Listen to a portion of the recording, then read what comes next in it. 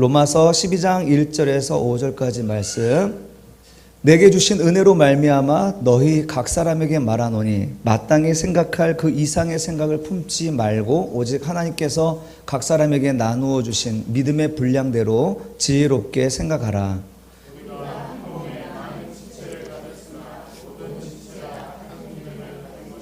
같이 읽겠습니다. 이와 같이 우리 많은 사람이 그리스도 안에서 한 몸이 되어 서로 지체가 되었느니라. 아멘. 제목은 교회는 주님의 몸이다. 4절과 5절의 말씀을 중심으로 강론하도록 하겠습니다. 이제 로마서가 이제 11장, 9장에서 9, 10, 11 유대인을 향한 그 메시지로 이제 교리의 메시지를 끝마치고 12장부터는 이제 실천적이고 윤리적인 메시지로 말씀을 전개해 나갑니다. 그래서 소위 12장부터 16장은 윤리와 실천에 해당되는 그런 장으로 분류합니다. 사도 바울은요, 언제나 이러한 방식으로 서신서를 기록합니다. 먼저 교리를 설명하고 그 다음에 바로 거기에 대한 실천적인 이야기들을 진술해 나가는 방식으로 언제나 서신서를 기록해 갑니다. 다시 말하면 교리를 적용하는 방식으로 이후의 내용들을 기록한다는 거죠. 그런 의미에서 우리가 지금 1장부터 우리 11장까지 교리의 이야기를 했잖아요. 그것의 연장으로 보면 되겠습니다. 정말 중요한 원리를 이제 앞서 소개하고 그리고 그것을 이제 어떻게 적용할 것인가, 그것이 우리의 삶 속에서 무슨 관계가 있는가 하는 것에 대한 이야기이기 때문에 어떻게 보면은 굉장히 중요한 말씀이라고 할 수 있겠습니다. 여러분, 우리는 언제나 알고 있는 바에 지배를 받습니다.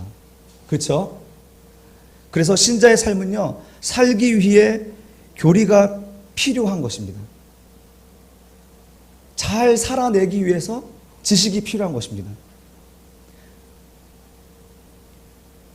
우리가 이러한 지식 없이 신자의 삶이 가능하겠습니까? 하나님의 말씀이 무엇인지, 그것이 우리에게 이야기하는 바가 무엇인지 모르고 신자가 될 수 있습니까? 여러분, 우리가 말씀을 배우고 교리를 배우고 하는 것은요, 잘 살기 위해서, 살아내기 위해서 배우는 것입니다. 이것을 놓치면 안 되겠습니다. 한결이가 이해가 잘 안 돼요. 우리가 교리를 배우잖아요. 하나님의 말씀을 배우잖아요. 그러니까 우리가 이 말씀을 지식으로 머리에 쌓아두기 위해서 배우는 게 아니라 뭐라고요? 잘 살기 위해서, 하나님의 신자답게, 백성답게 살아내기 위해서 이것을 배우는 거잖아요. 근데 이것을 많이 놓친다 이 말입니다. 우리는 이 말씀을 배우는 일과 그것을 적용해서 살아내는 일, 이 두 가지를 다 중요하게 생각하며 살아가는 것이 신자이고 그리스도의 사람인 것이죠. 둘 중 어느 하나라도 소홀해지면 기독교는 이상한 종교가 되어버린 것입니다. 하나님의 말씀, 그 지식이 없는 신자의 삶은 뭡니까? 광신자 아닙니까? 광신자. 그 진리의 말씀 없이 그냥 열정적으로 추종하는 그 광신자가 아닙니까? 그러나 그 반대로 하나님의 말씀에 지식만 있고 그것을 살아내지 못하면 그건 뭡니까? 위선자입니다. 위선자. 지금 그런 것 때문에 우리가 욕먹는 거 아닌가요? 이 두 가지가 오늘 우리가 사는 시대의 문제인 거예요. 그 어느 하나도 소홀히 하면 안 되는 거예요. 하나님의 말씀과 그걸 살아내는 것. 오늘 사도 바울은 앞서 이 하나님의 말씀, 교리를 설명하고 오늘 12장부터는 우리가 어떻게 살아야 되느냐, 잘 살아내야 된다는 것을 12장부터 이제 이야기해 가고 있는 것입니다. 여러분, 잊지 마시기 바랍니다. 기독교의 삶의 방식은 사고방식에 의해 정립되어야 하고 동시에 하나님의 말씀의 지식은 삶을 위한 것임을 잊지 말아야겠습니다. 여러분, 기독교인으로 이렇게 우리가 살아야 되는데 기독교인으로 살아가야 한다는 것은 무엇을 의미할까요? 그것은 아마 하나의 액세서리처럼 여러 종교들 중에 하나를 우리가 취사 선택하는 그런 의미는 아니겠죠. 기독교인이 된다는 것은요, 우리를 값주고 사신 예수 그리스도와의 연합을 의미하는 것입니다.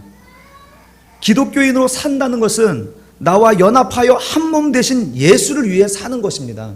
여러분이 기독교인이 되는 순간 이제는 여러분의 것이 아니고 이제 예수의 것이고 예수의 삶의 방식으로 살아야만 하고 그것을 통하여서만 하나님의 능력과 하나님의 영광이 나타나는 자들이라는 것입니다.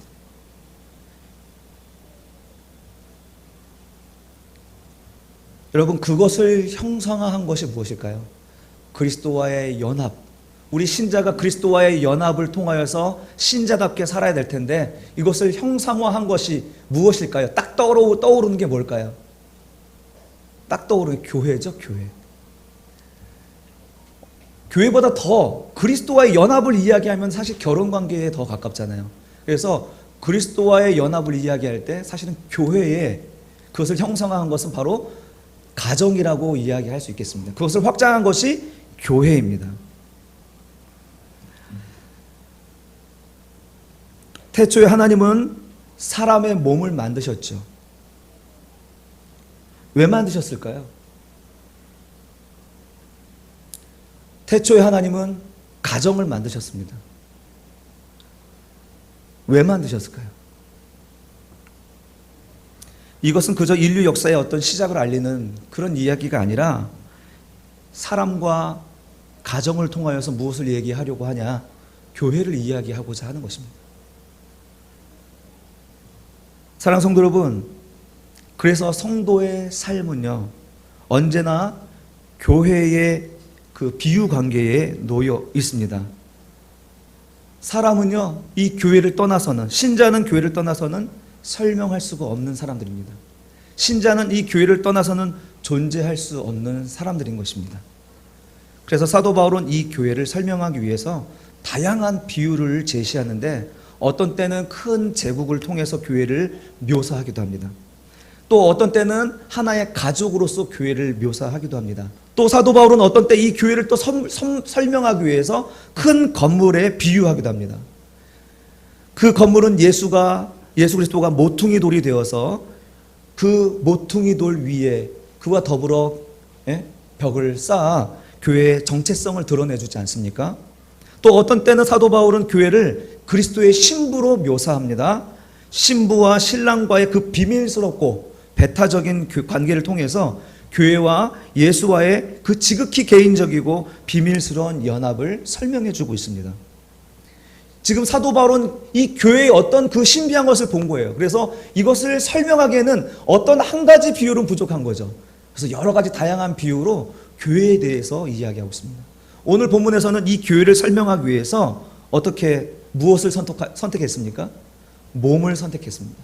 사람의 몸을 선택해서 그 몸을 통하여 교회를 설명하고 있는 것입니다. 특별히 많은 비유들 중에서 사도 바울은 이 교회를 사람의 몸으로 비유한 것을 즐겨 사용하였습니다. 제가 알고 있는 것만 해도 한 6번을 사용한 것 같아요. 본문 4절과 5절 한번 보실까요? 본문 4절과 5절 보면 우리가 한 몸에 많은 지체를 가졌으나 모든 지체가 같은 기능을 가진 것이 아니니 이와 같이 우리 많은 사람이 그리스도 안에서 한 몸이 되어 서로 지체가 되었느니라. 지금 몸에 비유하고 있습니다. 고린도전서 12장에는요 이것을 아주 구체적으로 말씀하여 주고 있는데요. 에베소서 1장에서도 또 4장에서도 반복하여 이야기합니다. 교회를 설명하기 가장 좋은 것이 바로 사람의 몸이라는 것이죠. 금주 수련회 때는 이제 에베소서 본문을 통하여서 교회를 또한 설명하는데 그때 가정에 대한 이야기를 하려고 합니다. 가정에 비유하여서 사도 바울이 교회를 설명하고 있거든요. 그때 우리 그 가정에 대해서 이 교회가 어떻게 설명되어지는지 설명하기로 하겠습니다. 오늘 메시지는 교회가 바로 그의 몸이다라는 사실입니다. 에베소서에서 좀 더 자세하게 묘사하고 있는데 1장 22절에서 23절 말씀입니다. 에베소서 1장 22절 23절입니다. 또 만물을 그의 발 아래에 복종하게 하시고 그를 만물 위에 교회의 머리로 삼으셨느니라. 교회는 그의 몸이니 만물 안에서 만물을 충만하게 하시는 이의 충만함이니라. 이렇게 얘기합니다.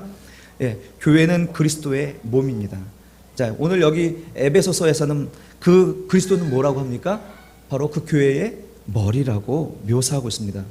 여러분, 이런 불경스러운 표현이 있을까요?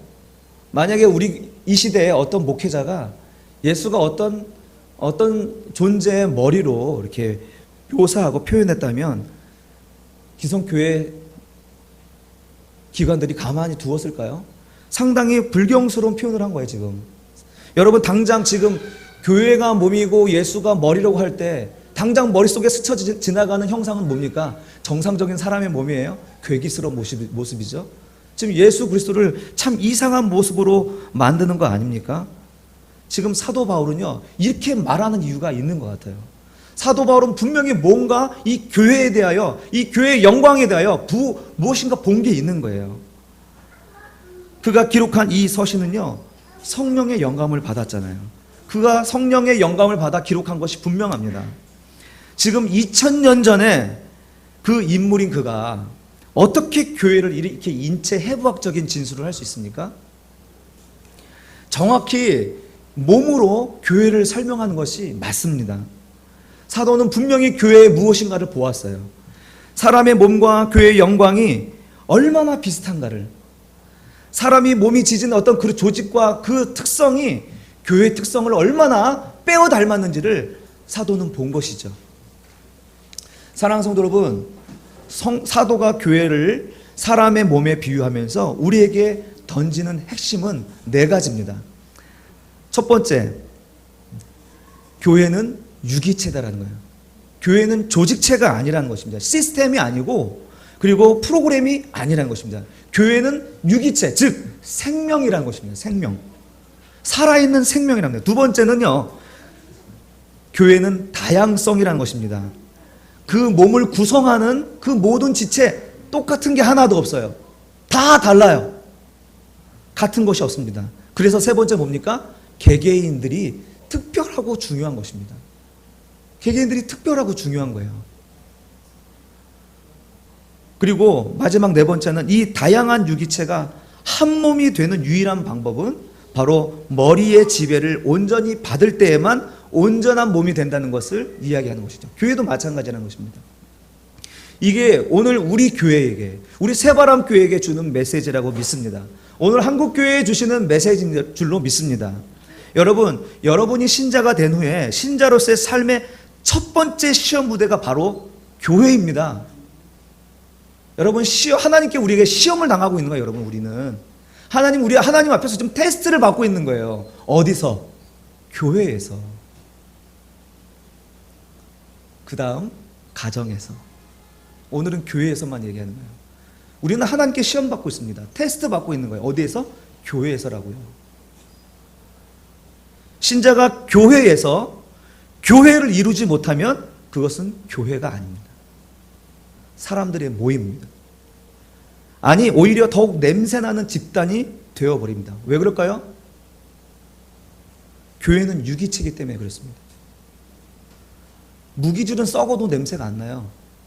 물질은 썩어도 썩지 않습니다. 근데 오직 생명체만이 죽으면 썩은 내를 내는 거예요. 교회는 유기체이기 때문에 교회가 교회답지 아니하고 유기체적인 그런 역할을 잃어버리면 냄새나는 집단이 되어버린다니까요. 주변에서 보기엔 아주 꼴불견이 되는 거예요. 우리는 지금 그런 시험대 위에 서 있는 거예요. 우리가 교회 다니는 시작부터 바로 그 시험은 시작되는 것입니다. 여러분, 공동체의 평안이 깨지는 어떤 일이 발생할 때 우리는 힘써 하나 되게 하시는 그 비전에 우리가 개개인이 헌신해야 되는 줄로 믿습니다. 우리 에베소서 4장 3절에서 4절입니다. 평안에 매는 줄로 성령이 하나 되게 하신 것을 힘써 지키라 라고 얘기하죠. 몸이 하나요 성령도 한 분이시니 이와 같이 너희가 부르심의 한 소망 안에서 부르심을 받았느니라. 아멘. 여러분, 하나 되고 한 몸이 되는 것, 그것은 우리 주님의 소망입니다. 우리를 부르신 주님의 소망을 가지고 부르신 거예요. 여기서 힘써 지키라는 그 말씀은요, 이 힘쓰다는 말은요, 뭐 힘을 다해 열정을 다해 이런 의미도 있지만 더 많은 경우 속도와 관련되어 있습니다. 하나 되게 하심을 위해서 서둘러서 빨리 그리고 진심으로 이렇게 지키라는 것입니다. 힘써 지키라고 이야기하는 말씀입니다. 그렇게 나서라는 거예요. 그냥 그렇게 두고 그냥 모른 채 하지 말고 평안에 매는 줄을 가지고 그 끈을 가지고 우리 공동체를 하나로 묶는데 서두르라는 거예요. 열심을 다하라는 것입니다. 이것이 교회 신자가 되는 순간부터 여러분에게 제시되는 하나님의 테스트라는 거예요. 사도 바울은 그렇게 매라는 것입니다. 왜냐하면 그 몸이 예수 그리스도의 몸이기 때문입니다. 다시 말하면 그 평안을 깨는 것은, 하나가 갈리는 것은 그리스도의 몸을 또 한 번 찢는 거라는 거예요. 우리가 꼭 그렇게 해야 되겠습니까? 꼭 그렇게 버텨야겠습니까? 우리는 이 교회의 신자가 되는 순간부터 바로 그런 시험대, 바로 하나를 위하여서 우리가 부름을 받았고 그것이 하나님의 소망이라는 것을 여러분 잊지 마시기 바랍니다. 그럼에도 불구하고 교회 안에는 끊임없이 여러 가지 갈등과 분쟁이 존재합니다. 왜 그렇습니까? 너무나 다르기 때문이죠. 너무나 다르기 때문이에요. 너무나 생각도 다르고 캐릭터도 다르고 취향도 다르고 습관도 다르고 삶의 습관도 다르고 또 경제력도 다르고 지역도 다르고 말투도 달라요. 하나도 같은 것이 없는 그 집단이 교회 아닙니까? 아니, 사람들이 다 같을 리가 없어요. 근데 그 같지 않기 때문에 우리는 교회가 약화되는 것이라고 생각을 합니다. 교회는 그 같지 않은 것 때문에, 그 차이 때문에 약해질 수밖에 없다고 생각해요. 그런데 사도는 뭐라고 얘기합니까? 사도는 뭐라고 얘기해요? 그것은 당연한 거다라고 얘기하죠. 그리고 그것 때문에 여러분 각자를 하나님께서 일부러 다르게 부르셨다는 거예요. 다르게 부르셔서 그리스도의 몸을 완성하라고 우리를 부르신 것입니다. 이렇게 다른 사람들이 만나 교회가 되는 것이 하나님의 뜻이고 하나님의 방식이고 하나님의 지혜인 것입니다. 그런데 우리는 자꾸 같은 사람들끼리 모이려고 하는 속성이 있잖아요. 그런데 그것은 친교, 친목 모임은 될 수 있어도 절대로 교회는 아닙니다. 교회는 다른 사람들이 하나가 되는 그 과정을 겪는 것입니다. 옛날 황신혜 씨 하면 우리나라의 미인의 아주 대표자 아닙니까? 근데 여러분, 황신혜 씨 정말 좋아하세요? 모르겠어요. 제가 개인적인 이야기를 하나 할게요. 황신혜 씨가 미인인 이유가 있대요. 그 이유가 뭐냐면 선을 가운데 쭉 나누면은 좌우가 거의 대칭이라고 얘기를 하더라고요. 근데 예쁘긴 예뻐요. 근데 매력적이진 않아요. 매력적이진 않더라고요. 제 눈엔 그래요. 제 눈엔. 여러분 근데 보는 각도에 따라 다른 이미지를 갖고 있는 사람, 살짝 드러나는 덧니, 비스듬히 찍힌 복점, 얼마나 매력적입니까? 요즘 성형 미인들이 많은데요, 정말 미인처럼 생겼어요. 그러나 매력은 없더라고요. 지하철 시청역에서 내렸던 미인이 서울역에서 다시 타요. 얼마나 깜짝 놀랍니까? 여러분, 하나님은 사람의 몸에 각기 다른 모양과 기능을 하는 지체를 통해서 온전한 사람을 지으셨습니다. 우리 몸에 기능이 똑같은 게 하나도 없어요. 창조자가 창조한 인체 중 불필요한 게 있겠습니까? 불필요한 게 없는 거예요. 완전하시고 전능하신 그분의 지혜로 만들어진 여러분은요, 불필요한 몸의 조직은 하나도 없는 것입니다. 우리 집사님이 종종 얘기하시죠. 수년 전에 수술하면 서비스로 맹장도 떼어주었다고. 지금 그런 어린 생각을 하는 사람은 없습니다. 왜요? 맹장의 중요성을 알기 때문에 그렇습니다. 교회도 마찬가지입니다. 똑같은 생각을 가진 사람은 아무도 없습니다. 나랑 똑같을 거라는 생각은 갖지 마십시오. 앞에서는 맞습니다 라고 해도 뒤에는 그래도 아니지 라고 하는 것이 사람입니다. 앞에서 긍정한다고 해서 나랑 의견을 같이 한다라고 생각하지 마십시오. 이렇게 사람은 각기 다 다르다는 것이죠. 이것이 교회의 불행입니까? 이것이 교회의 불행인가요? 아니요. 아니라는 것입니다. 그것이 아니라고 사도가 얘기하는 것입니다. 그것은 하나님의 뜻이고 오히려 하나님의 은혜이고 복이라는 것입니다. 이렇게 다르다는 것을 우리 여러분 이제 좀 긍정이 되십니까? 내가 너와 다르다는 게 이제 좀 긍정이 되십니까? 아, 그렇게 생각할 수도 있구나. 아, 내가 못하는 거 네가 할 수 있구나. 이것 때문에 감사가 되기 시작하지 않습니까, 여러분?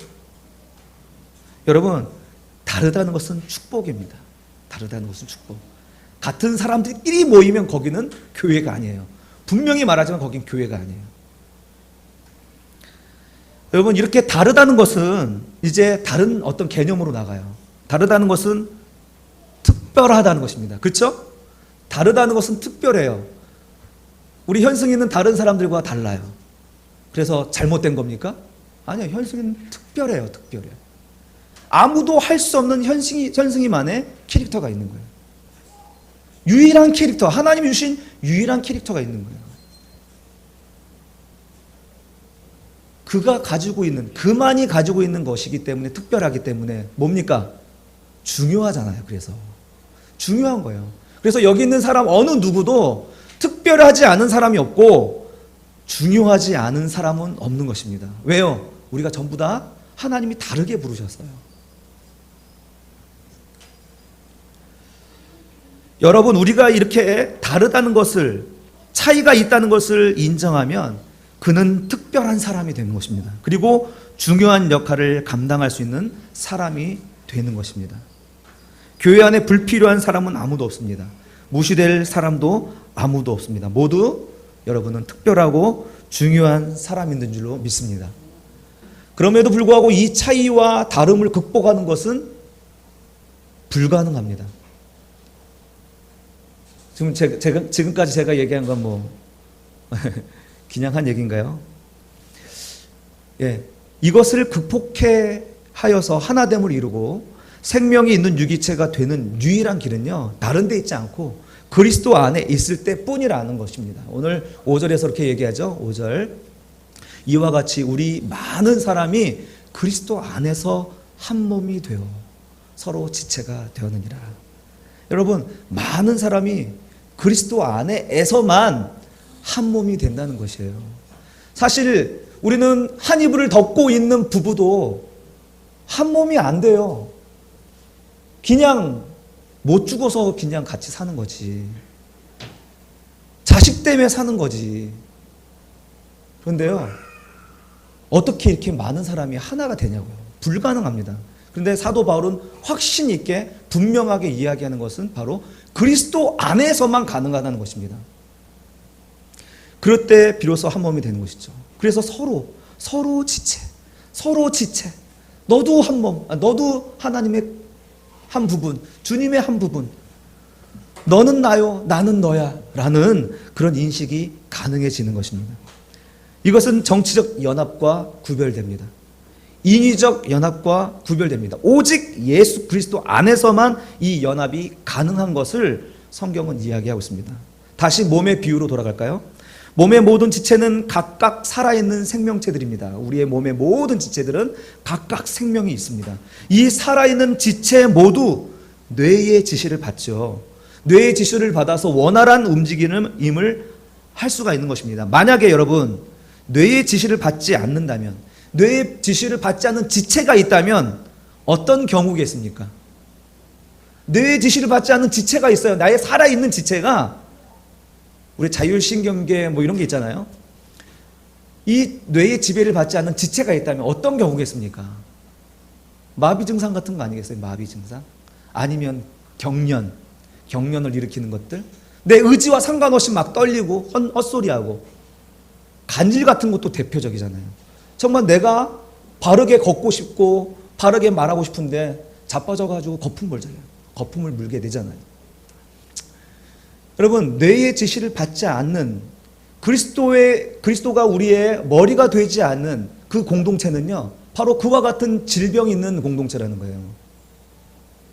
정상적인 기능을 할 수 없는 공동체라는 것입니다. 여러분, 교회도 서로 다른 지체들이 모인 생명관계의 유기체입니다.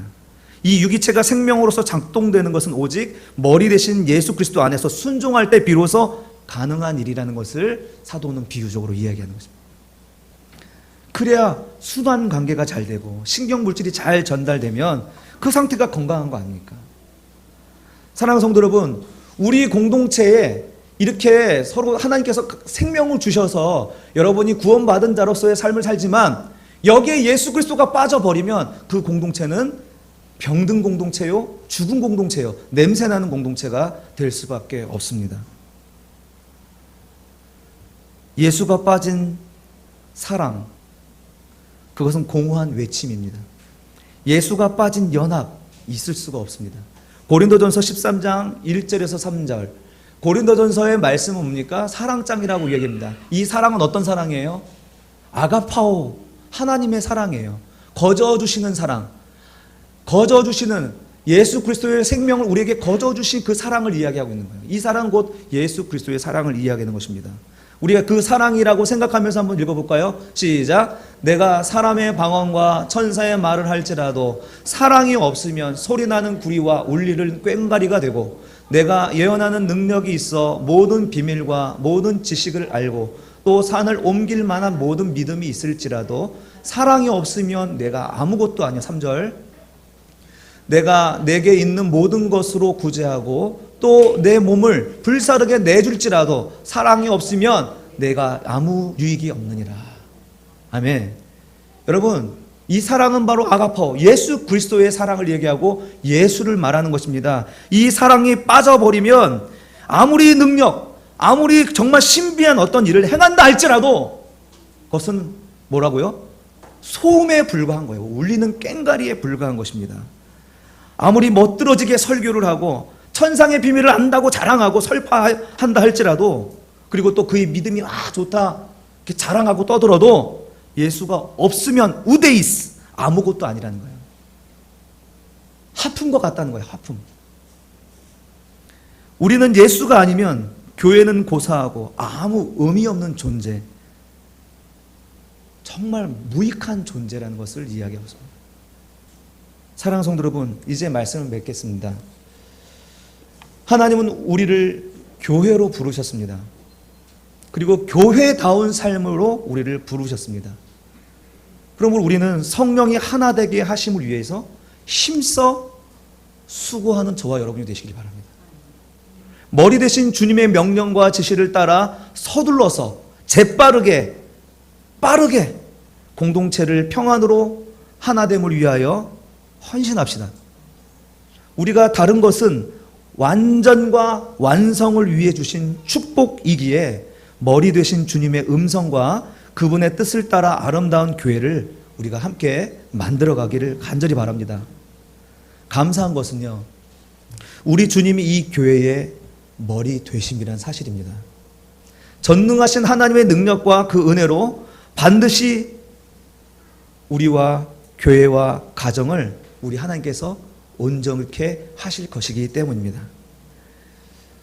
그리고 또한 그분이 영원히 우리와 운명을 같이 하시기로 작정하신 그분께서 왜 우리를 완성해 가지 않겠습니까? 전능하신 유일하신 그 하나님이 어떻게 머리가 되신단 말입니까? 그 머리가 몸이 없으면 괴계의 영화나 나오는 괴물이 아닌가요? 예수 그리스도께서 스스로 그렇게 자처하셨어요. 그 분이 왜 우리를 완성해 가지 않겠습니까? 주께서 우리를 시험하시기 전에 우리는 서둘러 힘써 재빠르게 하나됨을 위하여 그리스도의 몸을 아름답게 하는 새바람교회 우리 지체들이 되시기를 주님의 이름으로 축복합니다.